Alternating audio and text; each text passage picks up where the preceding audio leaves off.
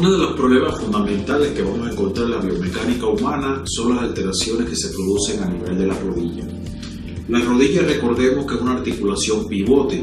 ¿Qué significa pivote? Que no es una articulación de extremo, o sea, no representa ni la cadera, que es una articulación extremo, donde tiene un engranaje con el resto del tronco, o no representa los tobillos, que es base de sustentación y está unido a los pies, por lo tanto es una articulación donde pueden partir los mecanismos de estimulación o irradiación de estímulos hacia el resto del organismo.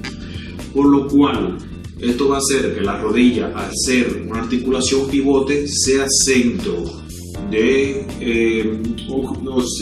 o sea objeto de sufrir varias alteraciones biomecánicas debido a alteraciones distales propiamente de los pies o alteraciones a nivel de la columna o la región sacroiliaca. Existen actualmente dos teorías que se dicen. Una explica que los problemas de la rodilla vienen por problemas ascendentes, quiere decir que un paciente que primero comienza con alteraciones biomecánicas en el pie, ya sea porque tenga pie plano, pie cabo, metatarso caído, comienzan estas alteraciones a repercutir, van subiendo, van afectando la rodilla, posteriormente va a ir afectando la región del sacro, por último va a ir afectando la región de la cadera y va a terminar por provocar desalineamiento a nivel de la columna hasta llegar a afectar la columna cervical. Hay una segunda teoría que explica que estos problemas comienzan a nivel de igual dislocaciones o alteraciones a nivel del sacro. Si observamos las alteraciones en el sacro y cómo repercuten en la rodilla, podríamos analizar en esta paciente con una postura así desalineada con el sacro, tendríamos un sacro verticalizado, pero a la vez con una rotación de la punta del coxis hacia el lado derecho y la base hacia el lado izquierdo. ¿Qué traería esto consigo? ¿Qué repercusión? Pues si observamos la rodilla del lado derecho, veremos que está semiflexionada hacia adentro y con una contractura a nivel de la parte externa. Si miramos la rodilla contraria hacia donde está dirigida la base del sacro, vamos a ver cómo los músculos isquiotibiales están más tensos, la rodilla va en recurvatum y cómo se produce una acentuación de la rotación de la tibia hacia la parte interna, provocando así un movimiento aumentado de cizallamiento. Si esta paciente desde niña sufrió caídas, se lastimó el sacro, se lastimó el coxis, fue presentando distintas alteraciones biomecánicas, nunca se tuvo una corrección de sus problemas sacros, a la medida que se vaya incrementando el tiempo, vamos a ver que este problema se va a ir agravando. Por ende, las alteraciones biomecánicas van a repercutir sobre todo sobre los ligamentos que protegen la rodilla y sobre la articulación tibio-femoral. Específicamente se van a ir produciendo modificaciones en las mesetas tibiales, así como dentro de la rodilla en los meniscos. Es válido también aclarar que otra de las alteraciones que esto trae consigo es que a veces hay implicaciones de las dos teorías. Hay pacientes con problemas en los miembros, o sea, en los pies, que ocasionan trastorno en la rodilla, y hay pacientes que a la vez tienen también problemas en el sacro y va a ocasionar problemas en la rodilla.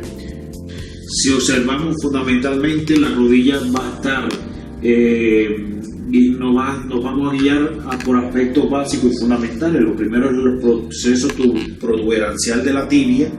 que esto nos va a marcar cómo en realidad está el apoyo biomecánico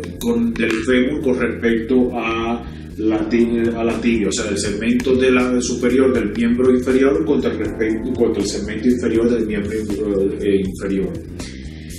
Lo más notable es que cuando no se observa un proceso protuberancial de la tibia, pues estamos frente a una paciente que tiene un desbalance del fémur hacia adelante, por lo cual la presión sobre la meseta tibial va a ser contraria y va a ser muy diferente. Y esto trae consigo que los ligamentos cruzados y los ligamentos laterales se vean forzados a trabajar en demasía, permanezcan tensos y sobre todo vayan distendiéndose en la cara externa y vayan acortándose en la cara interna. Y esto trae consigo después problemas biomecánicos como es el pinzamiento o pellizcamiento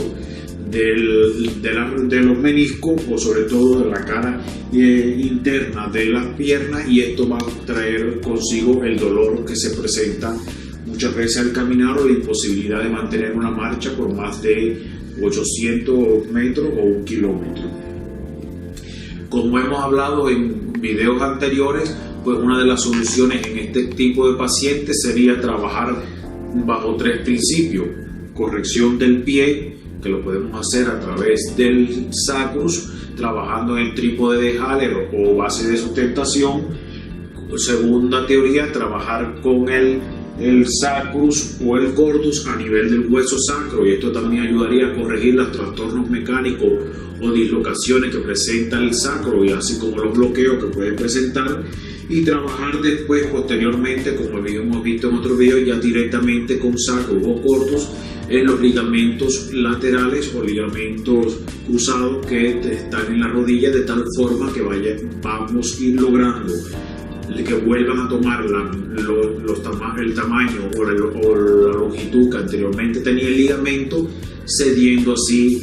la tensión o cortamiento que existía en los mismos. Por último, acordarnos que podemos utilizar, o sea, como expliqué anteriormente, primero el pie, después la región sacra, por último la región de la rodilla, y esto lo podemos realizar durante varias sesiones. Aproximadamente es aconsejable que un terapeuta la guíe las primeras 10 secciones, porque esto debe combinarse con otros ejercicios de la rodilla, como el ejercicio del peloteo patelar, estimular las contracciones isométricas del cuádriceps, trabajar directamente con la elongación de los músculos sóleos y el músculo tibial anterior para lograr una adecuada biomecánica de la rodilla. Por último, acordarle que el paciente puede realizar en su casa después, durante varios años, las terapias con el sacro o con el cordus para ir corrigiendo siempre la deformidad que tiene a nivel de la rodilla, sobre todo en aquellos pacientes que presentan un desplazamiento de las rótulas o rótulas rotadas hacia el interior de la pierna, que es una alteración muy frecuente, sobre todo en lugares como México, donde el genus valgo es una de las deformidades más frecuentes que existe en los